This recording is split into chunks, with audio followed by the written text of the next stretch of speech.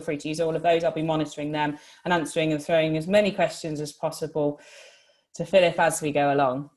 Okay, so I think we've got the majority of people here. So let's get started.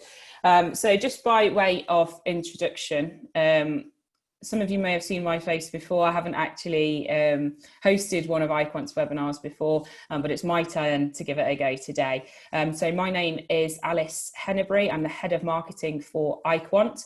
We'll have some customers on the line, so we'll know exactly what iQuant does. But for those of you who might not, iQuant is a predictive AI that simulates a 200-person eye tracking study in a matter of seconds. So it gives you insight in data, which Philip will be talking you through shortly, to make decisions on how you maximize your designs.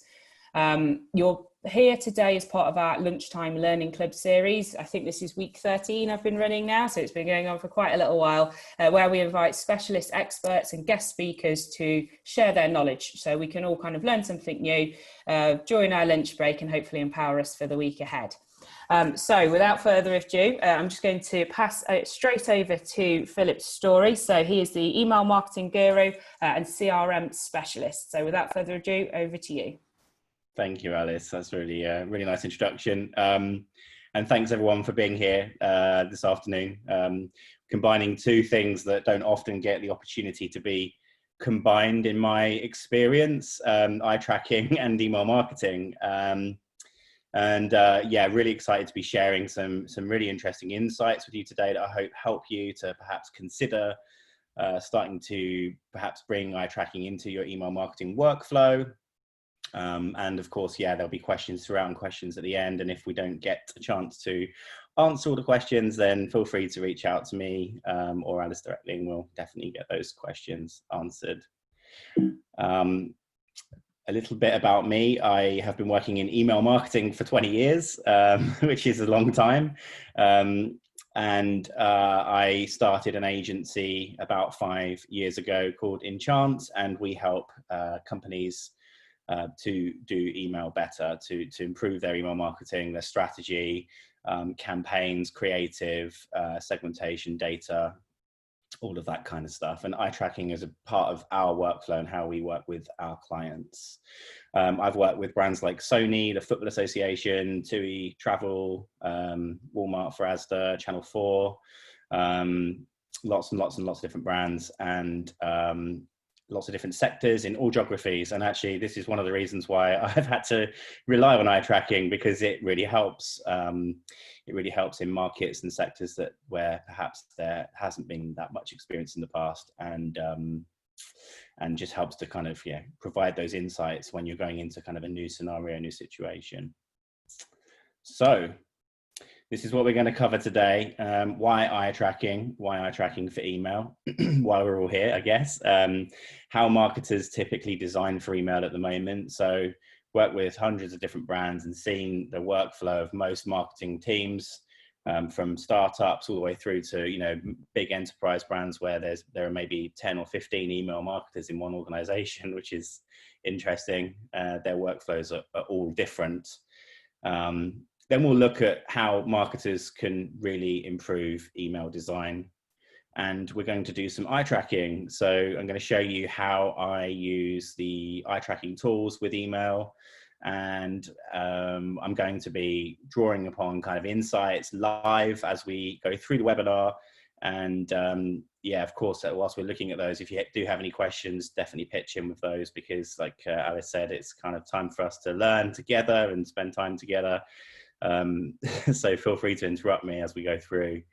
I'm going to share some models and frameworks as we do that I've developed that just work for email.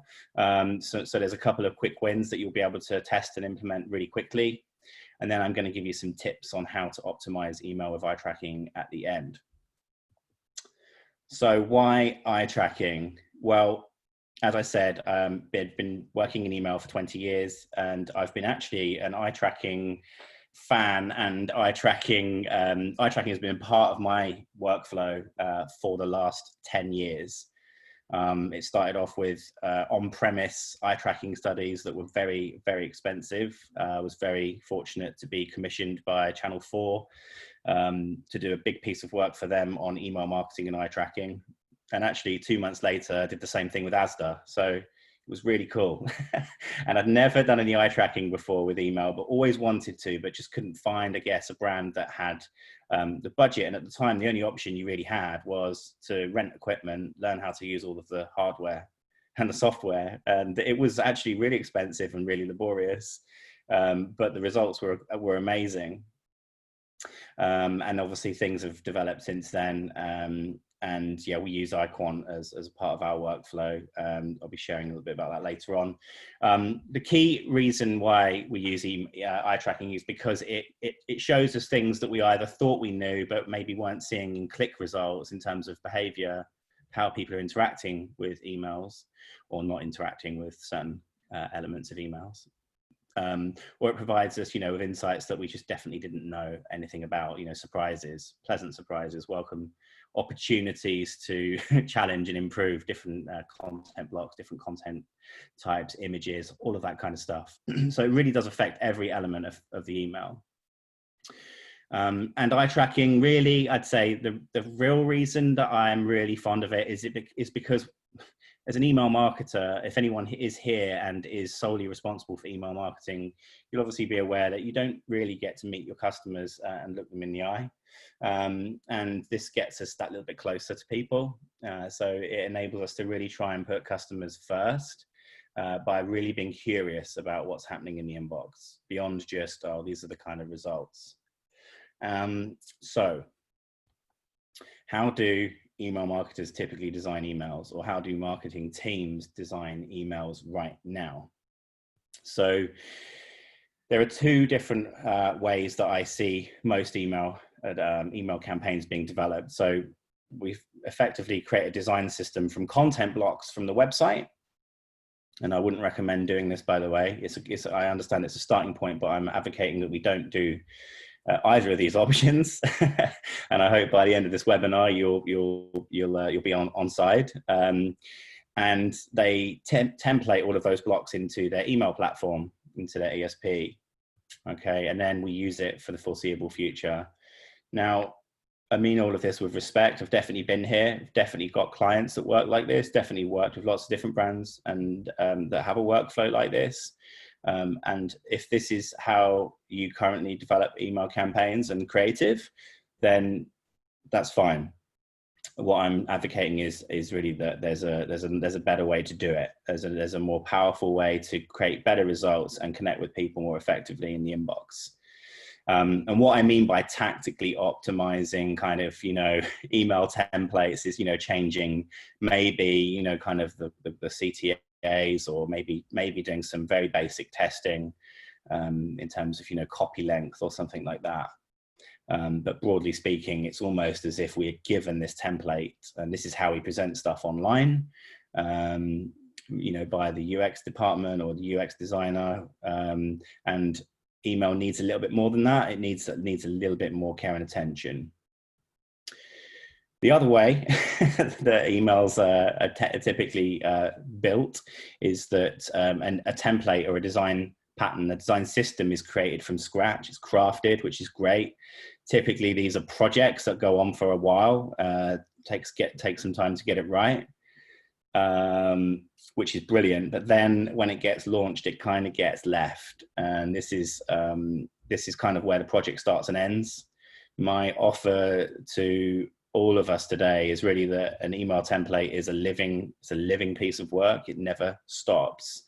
And the minute we stop trying to improve it, means that we're actually making our lives more challenging, as it gets harder to get the results. If we're continually optimizing and evolving the template, then it's just actually going to help us to get better click rates, better conversions, and that's what we're all here to do. And yeah, we might be challenging the content of those emails, but we don't ever challenge the system, because it's all been hard coded and built into maybe a drag and drop editor in your email platform. And it probably feels perhaps really challenging just to get your hands on that and actually be able to make the changes that you want to change. So the problem with that approach is that the customer loses out, and we obsess about the customer in every other channel. Like for the last sort of 8 to 10 years, it's all been about customer experience, user experience. Web designers have gone from being called web designers to user experience designers. We're trying to help people. We're trying to communicate more effectively with people. The problem with email marketing is when you do it really badly, you still tend to make quite a lot of money. You tend to drive decent conversion rates and revenue.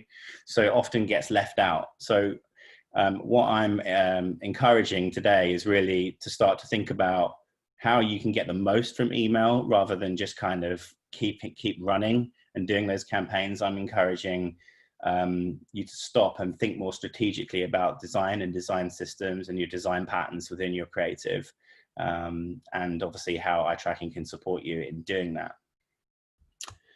So email needs its own design system. It needs its own design system in your organization. And that starts by putting the customer first.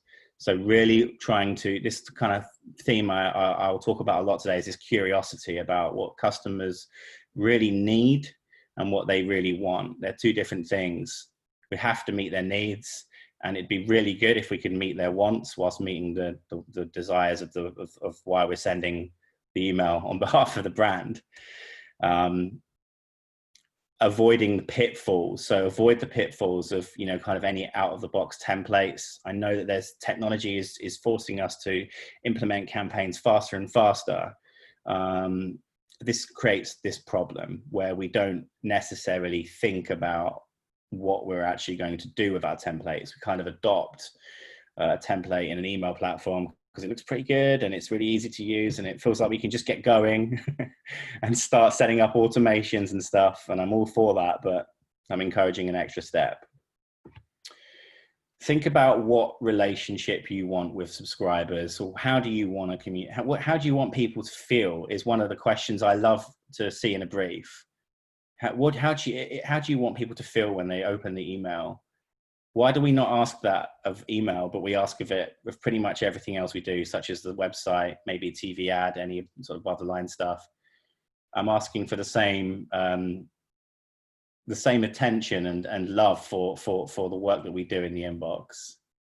And how will your design support those needs and that relationship that you want to build with your subscribers? So email needs its own design system. And if this isn't a good enough reason for it, it's one of my favorite quotes from Hemingway: the first draft of anything is shit. It definitely is. It's funny because we did a little run through of the webinar yesterday and we had to move loads of things around, and I had a bit of a laugh when I said, okay, I'm glad we're editing this now before we go live. So yeah, it's the same for email marketing. It's the same for anything. Most things we wouldn't just kind of, we wouldn't release the first draft of something and just accept that that's how it is for the next year, because we don't change email templates very often, right? Sometimes they be the same template for 3 years. So we just need to pay a bit more attention together to improve the experience that people get of email, right? Not the first draft. So let's analyze some emails. So I'm going to show you a selection of email templates or designs. I've picked most of these at random out of my inbox. Some of them are actually emails that I think are really designed really well. And what I'm going to do is critique them on the fly. I'd encourage you to kind of have a go as well as we go, have a look, see what insights you draw. As we go, you might find that you're actually able to kind of pull your own insights from what you see quite easily, which is great. And if you have any questions as we go through this, please, I'm happy to answer them as we do that. So before we look at them, the 8 steps for eye tracking emails are as follows. These are my 8 steps. So choose a goal. What do you actually want to achieve from the test? What do you want to find out? Isolate the email into sections, because one of the biggest things that most common mistakes I find is that people try and analyze the whole email in one analysis, and what happens is you get skewed results. So break it down into sections, run your tests, look at the results alongside any other behavioral insights that you might have. So click behavior, most email platforms show you a click kind of map, they typically call that. So you can actually see, where people are clicking. Don't be afraid if those numbers don't align. There's still an insight. You just might have to think a little bit harder about what it might be. List them out. What things you think you've discovered. Choose 1 to 3 things. Any more than that, it's probably just going to make this into like, kind of a whole big piece of work. I feel that eye tracking is quite a nice way of evolving and tactically challenging things all of the time. Of course, if you're creating a new design system from scratch, it's more of a strategic piece of work. You might have a bigger list than that, but if you're, kind of eye tracking all the time, 1 to 3 things is enough. Even one thing, and only ever test one thing at a time, by the way. Otherwise, you will probably be skewing your results and won't be able to understand exactly what happened and why. Test. So actually test the insights and the things that you want to test in a live campaign and draw your conclusions. Test it at least 3 times. So back at TUI, maybe it was a long time ago when it was my last in-house role in email marketing, about 10 years ago, maybe 11 years ago. And we launched a new template, and we knew that this template was like a real improvement on the previous template. The results definitely had something else to say about it. And I was getting quite a lot of pressure from the CMO and head of CRM. It was an uncomfortable couple of weeks where I was kind of wandering around into meetings, just saying, look, we need to try this. We need to wait. People have to adapt. There's, over 1 million subscribers. They're not just going to suddenly, maybe just adopt this new design system that we've created. We're going to have to let people get used to it. Perhaps it's one of the reasons why, applications like Facebook now have a relatively they roll features out very, very carefully so that the whole thing doesn't just look different. Because you remember when people used to complain, Facebook, it looks completely different to how it did, like yesterday. And now I don't know where to find, kind of marketplace or whatever it might be. Just on that, so with the TUI example that you said there, how long do you think it took for subscribers to actually start getting on board with the new design? Yeah, I think it was between 4 and 6 emails. Oh, really? Okay. Yeah. Interesting. So we could have easily stopped at 2 or 3 and thought, right, we need to change something. Yeah. But it was people needed to get used to a new look and feel. Just the way we were presenting content was different. And we were really confident in the designs, but it did take quite a lot. That's probably, to be fair, that was actually the longest, I think. The most patient I've been with a new template. Most patient. Yeah, it took some patience because I was getting a lot of pressure. Why is it not performing better? You said it was going to be great. So eventually it was better. So everyone kind of. It was a really interesting experience, and I definitely encourage, don't give up after 1 or 2 tests. You've got to keep going, give people time to adapt, and then implement those findings. The last step is implement them. So then that might be kind of a new content block that you have built into your drag and drop or into your ESP, your email platform. It could just be that you're actually settling with buttons being a different color or a different design. Could be any decision, but document it. Actually, when you're testing, definitely get all of your results down into kind of some documentation, so that you know what you're testing. Even if you don't have a positive outcome, still record what happened, because it will help you. Yeah. So let's do some eye tracking. So I love Patagonia. I love the brand. I love their emails. Look at this design. It's kind of like, it's so basic. It's so basic that I could imagine some designers feeling very uncomfortable, perhaps, about even presenting this, asking for it to be kind of signed off, because it's like, well, there's not much going on here, or at least it appears that there's not that much going on. So it's a really good design. I'd like you to just think about maybe what your conclusions might be. You might be drawing now in terms of how this eye tracks and how you might improve it.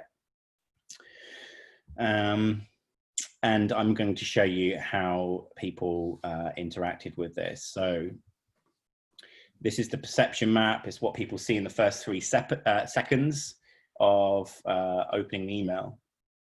So the way that I interpret what is happening here, in the first 3 seconds, there's a lot going on. Now, we only really have 1 to 2 seconds to engage somebody and actually get somebody either engaging with some content or clicking through. It's a very short space of time in an email. It's way, way less time than you'd have, say, with a website.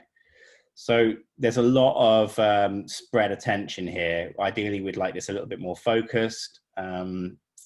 And there's a lot of focus on the logo. And what we're going to look at now is the attention map. And we're going to see where people spend their time in general, actually looking at the creative, where they spend most of their attention. So there's some really interesting insights here. It'd be interesting to know, sorry to interrupt you, it'd be interesting to know if that bag that's getting a lot of attention on the left is actually a Patagonia bag, because we've seen those results before. With beautifully designed photography. It looks so good, so on brand. But actually, where a lot of people's eyes are drawn is with something that brand doesn't even actually sell. It's a prop, and it's something that they've put in to make the photograph look more engaging. And it'd be interesting to know that. Yeah, you can see that pattern here on that kind of cushion window ledge thing behind him is getting a lot of, it's distracting. And also the pattern on the bag is quite distracting. It's not a Patagonia bag. There's a little, there's a tiny little bag just next to it, which is a Patagonia bag. It's amazing because actually, you know, when I first looked at this design yesterday, I didn't notice these things. So this is why it's so powerful. If you go back and re-review your results, you will find stuff like this. I think that my conclusion here is that we're asking a lot of people, even though the design is really simple, and that this image is really people aren't looking at. It's quite interesting because normally when there's somebody in the image, a photograph is a lifestyle shot. There's a person in there, especially with their face facing forwards. We would expect there to be quite a lot of engagement, people looking there, but there's not. I think this is just a kind of an image that people perhaps are perceiving to be kind of confused about. They're not sure why it's here or what it's actually conveying. And actually, I have to agree that the results probably, I feel like that when I look back at the design, I think it's a really nice shot, but I'm not sure how it ties to the content. This is a real common mistake. What I would be thinking here in terms of if I was in the email marketing or the marketing department at Patagonia, I'd be thinking that this image is a bit too tall.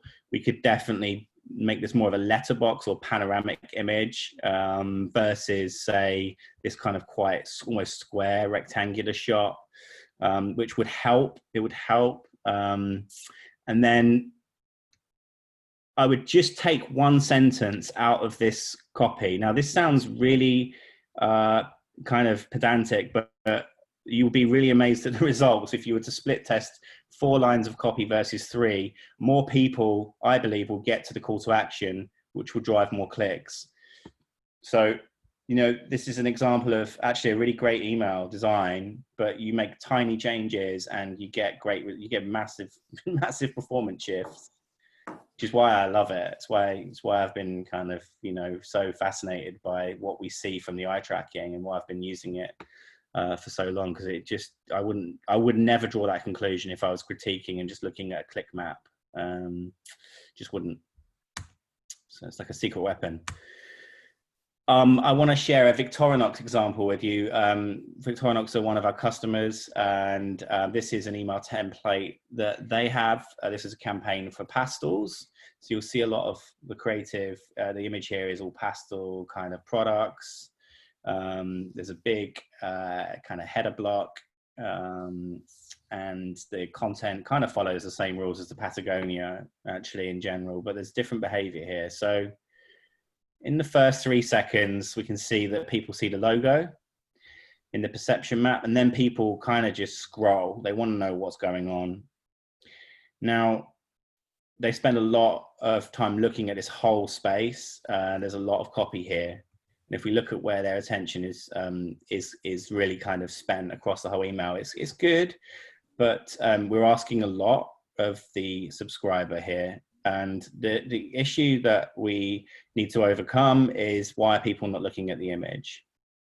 So if I go back to the design, actually, if you look at the image, there is luggage, there is luggage, there are watches, there's cutlery, there's perfume, there's a Swiss Army knife, there's lots of different things going on in this image. It's actually all of the different categories that the brand offer, but people don't see that.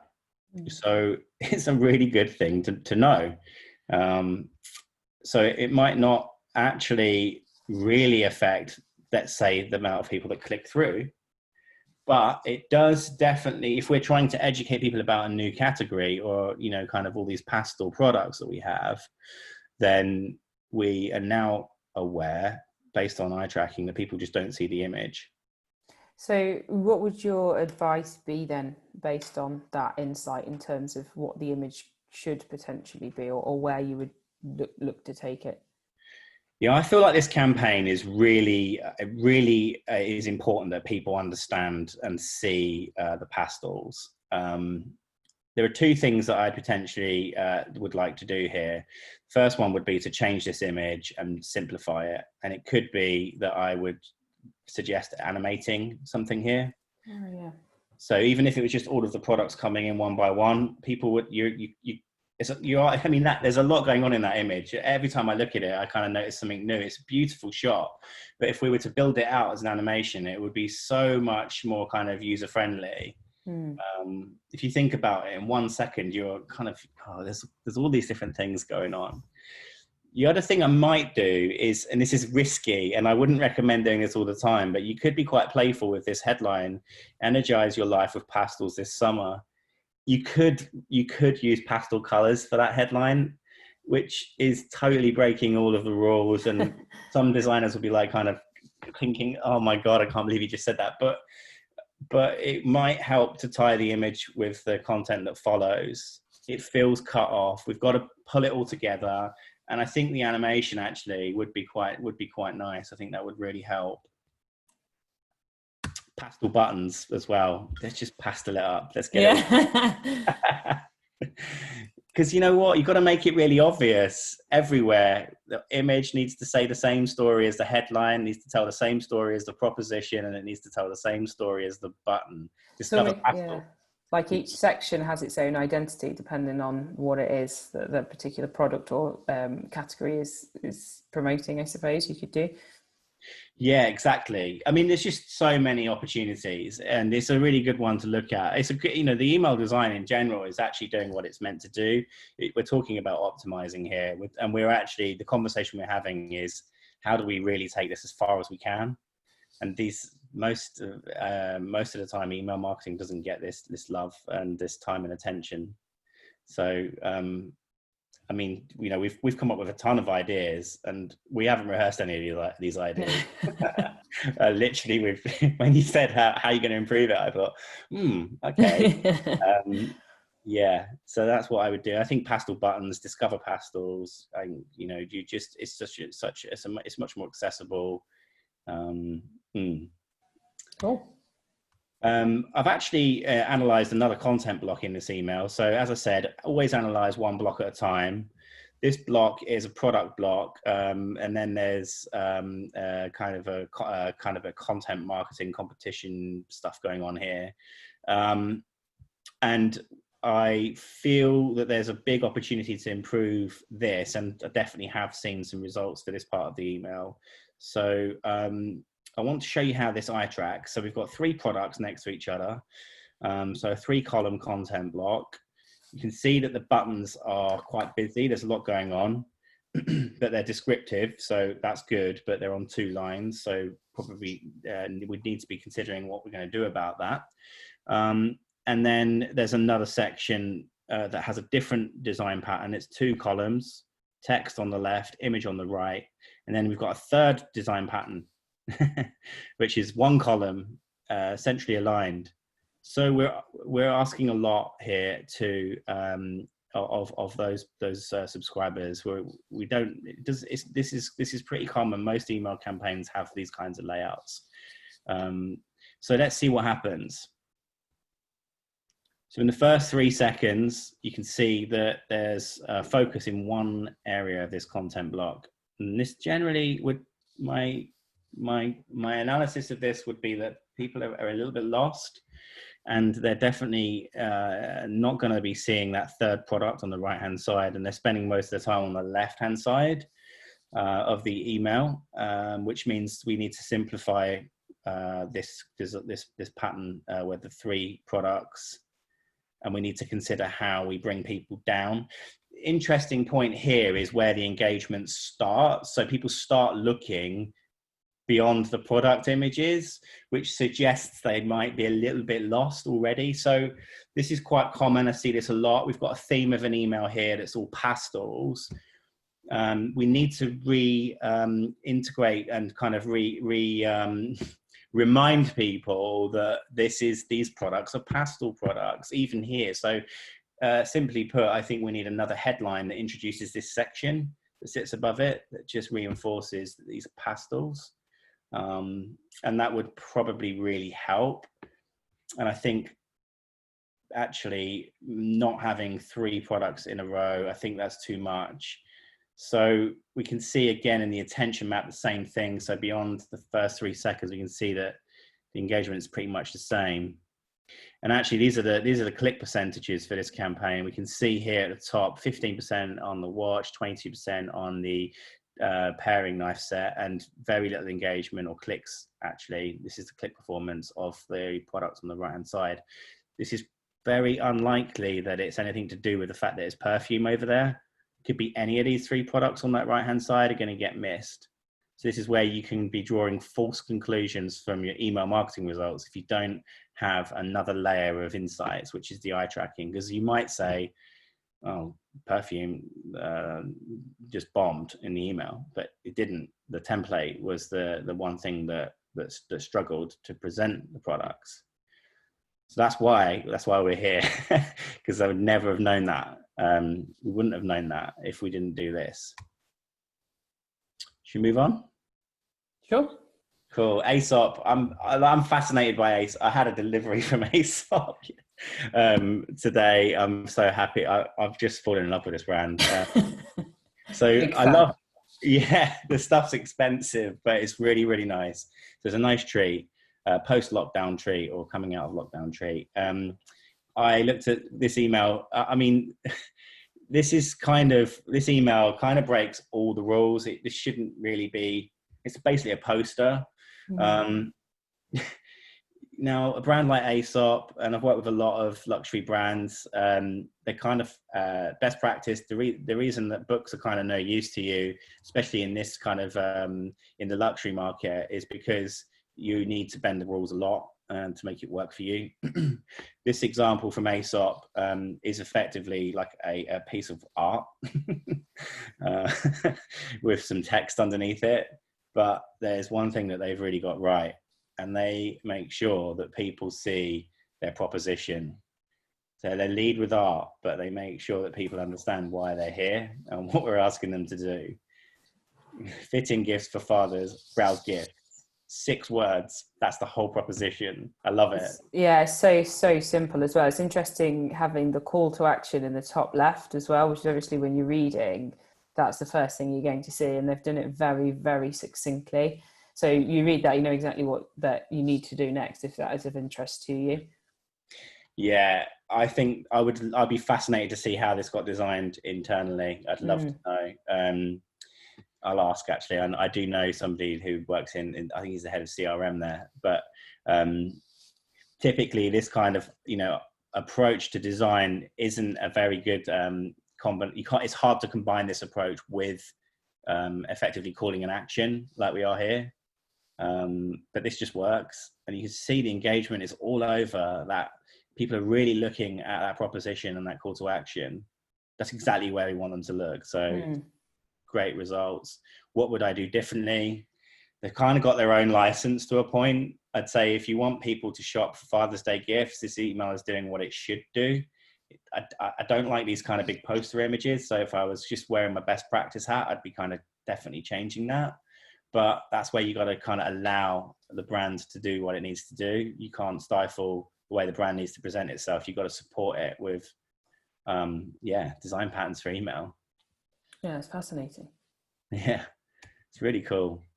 I randomly picked this one out from Space NK because I've been using something that I call the 3 core elements of content for about 9 years. I did this after I did all of the eye tracking with Asda and Channel 4. Basically came out with some really similar insights that people need a headline, they need a proposition, and they need a call to action. And the insight that I came out with was if you take one of those things away, click rates drop. And this is like my kind of silver bullet. This is like a bit of a kind of one of my secrets, if you like, that I talk about. That if you haven't already implemented this, it might sound really simple, and it is, but it will improve your click rates really, really fast.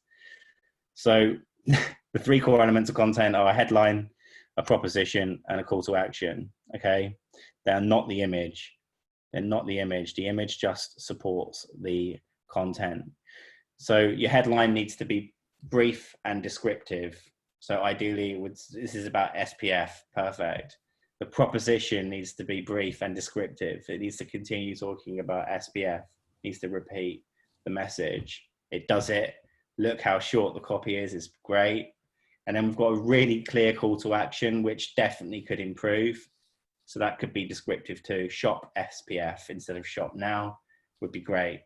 And the reason for this is because if you look at some eye tracking studies, we saw just in some of the work we've already reviewed today, actually people generally only see 2 of 3 core elements of content. So you need all 3. If you take one away, click rates drop. This basically follows my framework perfectly. On the call to action where you said, you could potentially change the copy on that, would you say it's advisable to make sure that it's not just necessarily a generic call to action button such as shop now or find out more, etc. It's definitely links back to the main headline or arching proposition above, and that improves conversion in your experience? Always, yeah. Absolutely, because if people don't look, everyone interacts with the email differently. So if we were to run a study with people in person in my house now, and I'd got kind of all the neighbours round, and we got kind of an eye tracking machine out from somewhere, and they would all look at these emails differently. Of course, what the work that I'm showing, the engagement I'm showing. The eye tracking work that we've done here is through iQuant. So we know it's based on kind of 200 users and it's super accurate. But if we did it one by one, we'd see all the bits in between, which would be, some people won't even see that headline. They won't even look for it. Some people just go like that. They just kind of start scrolling. They know that the logo is going to appear at the top. If it's not there, right, people do kind of find it weird. They kind of stop. They're like, is this kind of what? Which is actually a really important point. I've seen Nike in the past move their logo all over the creative. And again, they've probably got a bit of creative license to do that, but it's important that you keep things consistent. So yeah, the essence of my message that I'm passionately trying to explain is that, look, you've got to design every single piece of content as if that's the only thing they see. So the button is definitely a part of that. So the button, if they only see shop now, what story are you telling? What are you asking of people? So if someone was stood outside Space NK, they wouldn't be saying shop now. They would be talking about, you've just got to think about how you can help people. And also this will help with your conversion rate. So you might drive loads of traffic because this is a beautifully designed email. But if your conversion rates are suffering, it might be because people are lost because they're just clicking through to the site with less intent. If they've got more intent around shopping for SPF products, because you said shop SPF, for example, you're going to find that you get a better conversion. Nice. And also the fascinating thing about this email is that we'll come on to that actually. I'll show you how eye tracks in a second. The fascinating thing about this email is actually the image is below. Now, most brands never do this. So this tells me that Space NK, and I don't know anyone there, and I don't know how they create who looks at their emails, who does their email marketing, but is that they've actually, they've put the image after the proposition, and that takes guts, because that is, for most brands, the right thing to do.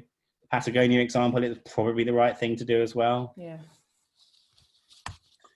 And we can see it's engaged with super well across the attention map and the perception map. So it is really, really effective. And actually as well, when we look at the regions of interest in terms of visibility of the areas, the scores here are really, really high. Green is good, but I mean, I think that's actually really interesting compared to a lot of, well, some results that we do see, whereby they're actually in the negative.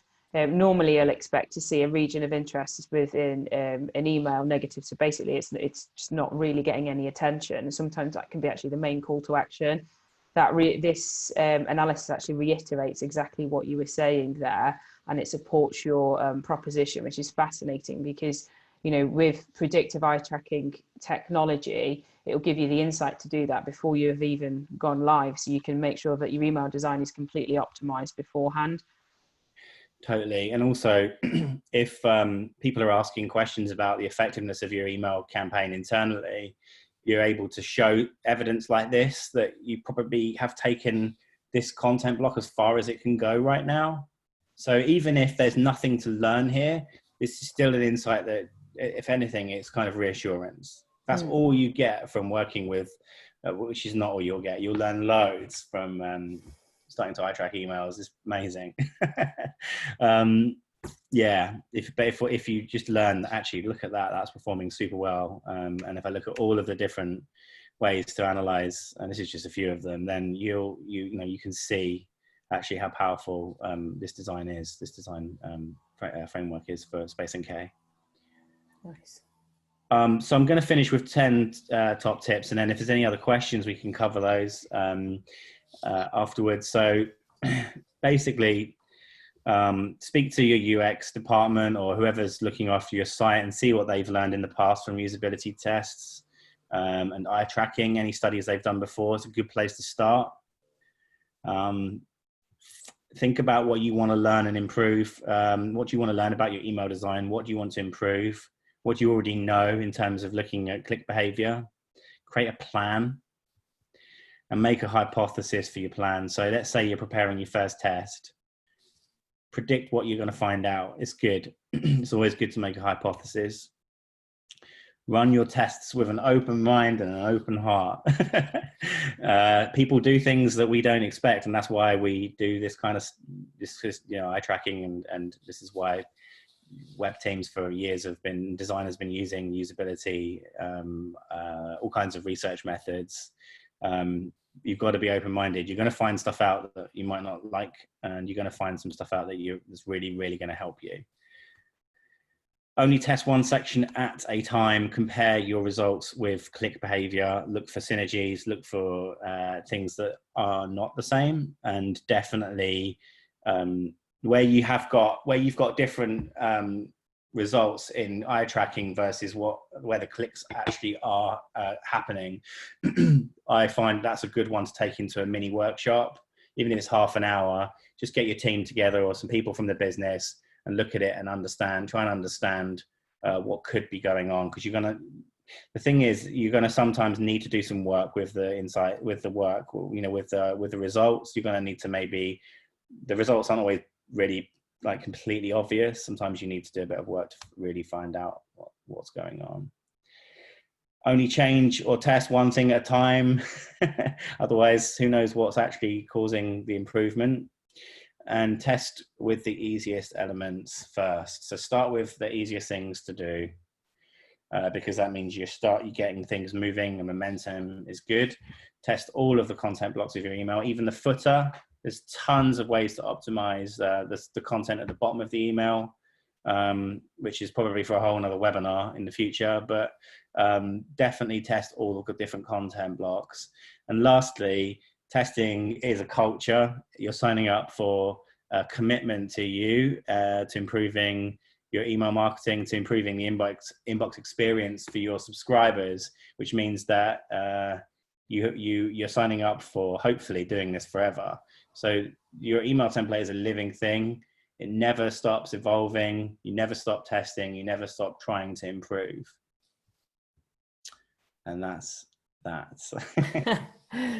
That was fascinating. Thank you very much. Okay, so we've got, what time is it? Okay, it's 1:45. So we've got a couple of minutes for any questions that people want to submit. Like I said earlier, I just pop them into the chat functionality and we'll answer those. We had a couple submitted actually ahead of the webinar, and one was around buy-in. So for example, you are relatively new to a role, you've inherited an ESP, you've inherited your templates, and your job is effectively to look at these and start using them. And as you said, you know, people are like, right, go, we need to get email out. How would you approach buy-in, or, you know, speaking to management about saying, we need to completely redesign these, and what kind of tools or ways would you look to do that, to get buy-in, to try and drive that change that you need? So yeah, that's a great question. The first thing I would say about that is most of us marketers are programmed and hired to run and run and run until we can't run any more, which is why we don't make time for stuff like this, because we're just being pushed and pushed. There's a really great quote from Mark Pollard. He is a strategist in New York. He runs a company called Sweathead, and he talks about play, don't run. So my first offer is, this is more fun and will actually make your job easier. And you may know that, but of course this question is about buy-in. Look at the metrics that you're measuring your email performance around, and start to create a hypothesis of what you think is actually happening, and just 3 things that you think that could be improved about the email, that the numbers don't just tell you, that a CMO doesn't just say, oh, you know, well.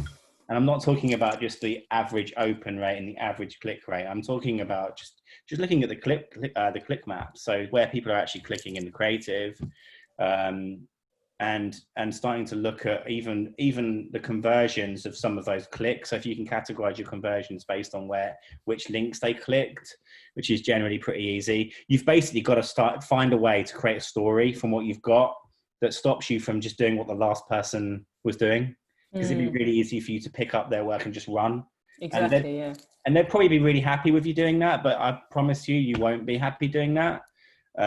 It's not fun. It's really stressful. We all know how stressful working in marketing is. I understand that sometimes some of the things I ask people to do are quite like, well, it'd be nice if we had lots of time to do that. This doesn't take tons of time. This is just thinking about it in a really smart way. Start by thinking about what story that you can extract from what's been going on with regards to your email marketing performance, and then, you know, start to think about what technologies and tools might be able to support you to kind of prove that your story is right. And then once you've got your evidence, it's just a case of actually making those changes. Yeah, start experimenting, as we were discussing, I think, the other day. That's awesome, thank you. And then one other question that we had submitted, so that go back to maybe the idea that, you know, you've got your data there, you know that fundamentally you need to make some changes to the designs of the emails. Where is it that you know, how do you begin in terms of starting that design? You've got a blank piece of paper in front of you, you've got your data. What would your advice be to somebody who needs to then start pushing that and looking at the complete redesign of an email? Yeah, so the first thing I would say is when that piece of work finishes, it's the start. So like, this is so common. Like, you think that the end of a design project means that the design's finished, but actually it just begins, because you're only going to have a certain amount of information, no matter how much work you do to decide what the new design should look like, what should be where, how should these different patterns be structured and laid out. But once you launch that, you're going to find that you're going to be learning very quickly about what works and what doesn't work, and you're going to have to adapt very quickly too. So you need to really pull together all of the emails that you really like from your competitors to start with, and brands that are outside of your industry, especially brands that are completely different from yours. Because if you think that you can't have email marketing like those, I would say that most of the time that's just a story that we are buying. We don't need to buy into that. We probably can. So if you know that, I know you've seen a presentation or by a brand where they've talked about how their email performs really well and you love their email marketing, you could adopt some of those things for sure. Looking at your actual performance of your own campaigns historically, all of this stuff is good, but to some extent there's limited insights that you'll draw from there, because the past is generally the worst signal in terms of what's coming up in the future. Really just, I think, rolling something out that is where you're just experimenting. You're a scientist. Your role is not to run all of the time. It is to play sometimes, and this play is not pointless. It does lead to kind of massive learnings and understandings that totally change how you design for email. So I'm kind of like not really answering the question, because I'd say you kind of need to just go with something that feels right. Yeah. I've never been a massive analytics data is super important, but I've always kind of tried to learn from real things that have happened now, that are happening now with the new design. You could spend 6 months. I've seen departments spend over a year designing an email template, but everything's changed by the time they've launched it. So what's the point? It's better to learn on the fly and build all of these things into your workflow rather than trying to create the most incredible email of all time, because by the time you finished it, it won't be. Yeah, it's aged already, isn't it? Totally, yeah. Perfect. Yeah. Right, that's fantastic. I think that's all the questions we've had so far, which is brilliant. If anybody does have any further questions when they're kind of maybe thinking about this a bit later on or anything, I think, do you have a slide with your contact details on, Philip, at all? That's brilliant. So please feel free to reach out to Philip directly, or if you have any questions for myself, my email is alice@iquant.com. Thank you very much for your time today. Absolutely fascinating webinar. And thank you to all attendees. I'll be sending the recording within the next 24 hours to you all. Take care.